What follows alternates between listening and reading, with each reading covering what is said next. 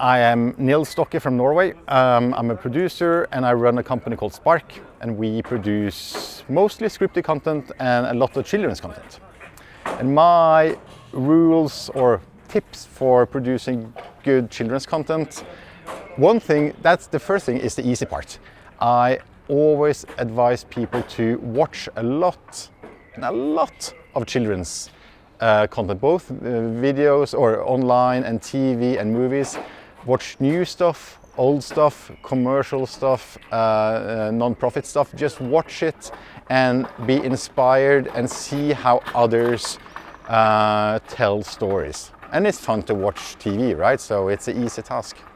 The second one is when you start, if it's writing or shooting or editing or just researching content for kids, always find a target group or someone in the audience that you can test your stories on, or test your editing, or just test the concept and to see if they understand it. If you have a small, it can be a large group, it can be a small group, but as long as you have someone to just run your ideas through, and you will get so inspired, or you will learn a lot, because the kids, you cannot look at yourself, you have to check out the kids in order to find the stories that they are really intrigued by.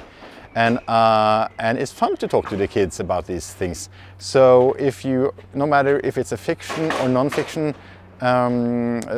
story you're planning on, always run it through the kids, because they are your audience in the end. So they will meet it eventually, and it's always a good thing to test it on them early on. Another good tip, and that's a hard one, that is to explore what is quality in children's TV or children's movies or children's content. Let's call it children's content. It's when you watch a lot of good children's TV, you notice that quite often what is considered quality in shows for adults isn't necessarily quality for kids. Kids, at least preschoolers, they aren't happy with high cutting frequency, or just like using cranes and moving camera a lot around. They want this nice, steady, nicely composed picture, and to keep it there. So you can keep that frame for minutes. That's cheap.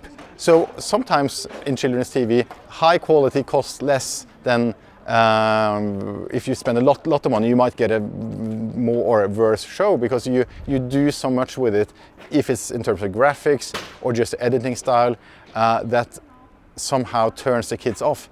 And also with kids, they are just so keen on hearing stories about themselves, stories that resonate their own experience and their own daily life. And those stories are often less complicated than what we expect in content for adults. We want a big, or quite often the big stories, everything from action to complex stories and everything. Whereas kids, you can keep it really down, which is easier to do than the multi-layer stuff for adults. So to explore what is quality for kids, and you will realize that it's often the easy, simple stuff that is more successful than the advanced, expensive stuff. And then you are on track to something really fun and something kids would love, I think.